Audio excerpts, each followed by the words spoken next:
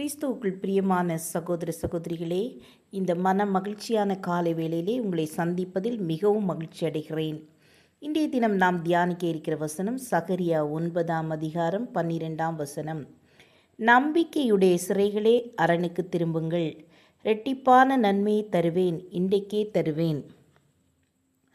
கர்த்தரிடம் நம்பிக்கையோடு திரும்புகிறவர்களுக்கு அவர் இரட்டிப்பான நன்மைகளை தருகிறது மட்டுமல்ல, இன்றைக்கே தருவேன் என்று வாக்குறுதி கொடுக்கிறார். ஒவ்வொரு நாளும் நம் அருமை ஆண்டவரிடமிருந்து நன்மைகள் உங்களிடம் இறங்கி வந்து கொண்டே இருக்கின்றன. குழந்தைகள் பெற்றோரிடம் கேட்பதை கவனித்திருக்கிறேன்.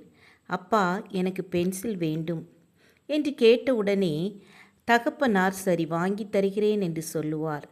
பிள்ளைகள் திருப்திப்பட்டு விடாது, அப்பா இன்றைக்கே வாங்கி தாருங்கள் என்று அடம்பிடிக்கும்.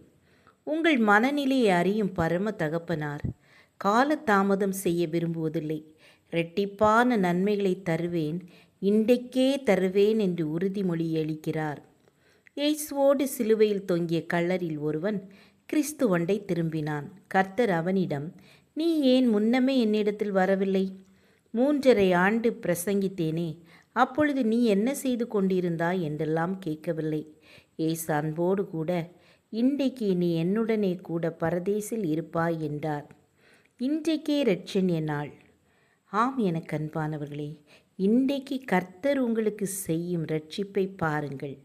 இன்றைக்கு நீங்கள் காண்கிற எய்த்தியரை இனி என்றைக்கும் காண மாட்டீர்கள். ஜெபம் செய்வோமா? எங்களை நேசிக்கிறதான அன்பின் பிதாவே, இன்றைக்கே தருவேன் என்று சொல்லியிருக்கீங்கப்பா.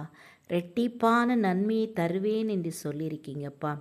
கர்த்தர் இன்றைக்கு ஆசீர்வாதம் அளிக்கும்படி ஒவ்வொருவரையும் கர்த்தர் தொட்டு ஆசீர்வதிக்கும்படியாய் ஜெபிக்கிறேன்.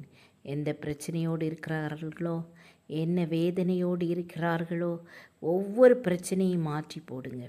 இன்றைக்கே அவர்களுக்கு இரட்டிப்பான ஆசீர்வாதத்தை கொடுத்து ஒவ்வொருவரையும் நீங்கள் உயர்த்தி வைக்கும்படியாய் ஜெபிக்கிறேன். இயேசுவின் நாமத்தில் பிதாவே, ஆமேன், ஆமேன். God bless you.